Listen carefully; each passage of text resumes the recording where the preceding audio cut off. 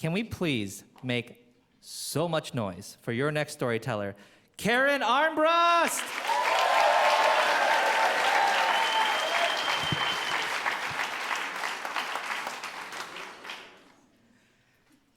When I was 41, I went off my meds, cold turkey. I'm bipolar, so this is a really big deal, right? I promptly went manic, grandiose, top of the world, able to do anything. I went from a size 14 to a size 0 in under a year. This is not a good diet technique. As part of my year of crazy, I decided I was going to go to LA and become a working actress. Working on my craft. I was delusional.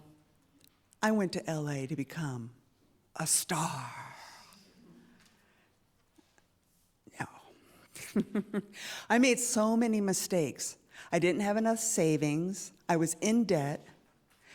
And I got a room for rent in Pasadena, which was way too far away from where I needed to be. I was afraid to drive in LA. Yeah, so I was walking and busing everywhere. Actors don't do that in LA. I finally got in my car and went on a long trip around the whole area just to get my bearings, all right?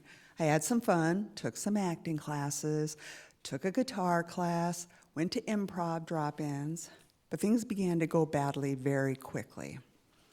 I got a job that I really wasn't right for, and I lost it after 2 days. They didn't even really tell me what I was supposed to be doing.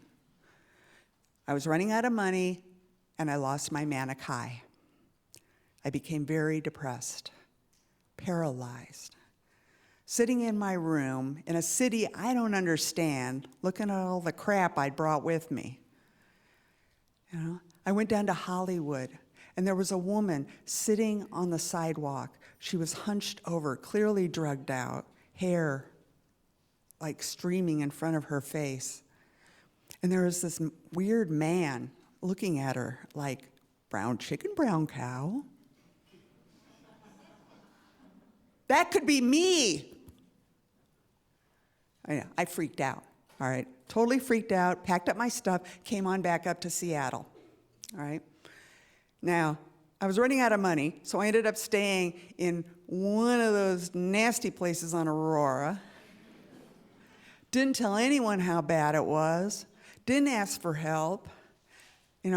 I like to be independent. I have my pride.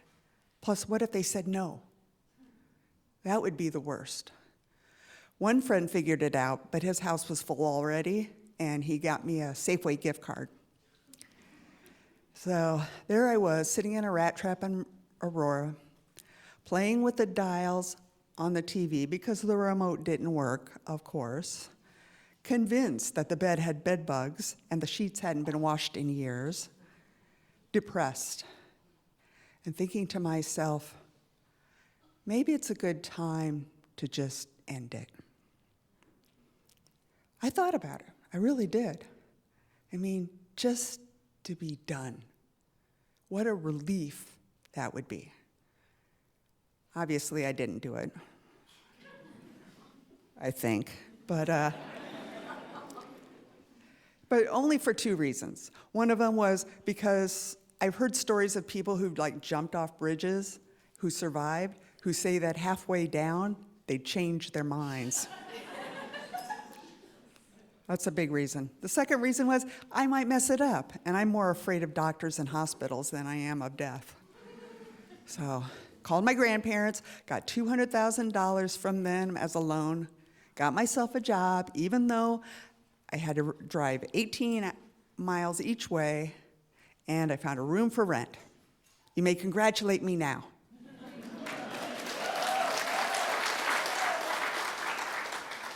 That's not the end of the story. You see, too much had happened, all right? Too much had happened. I got too close to being homeless and too close to the end of myself.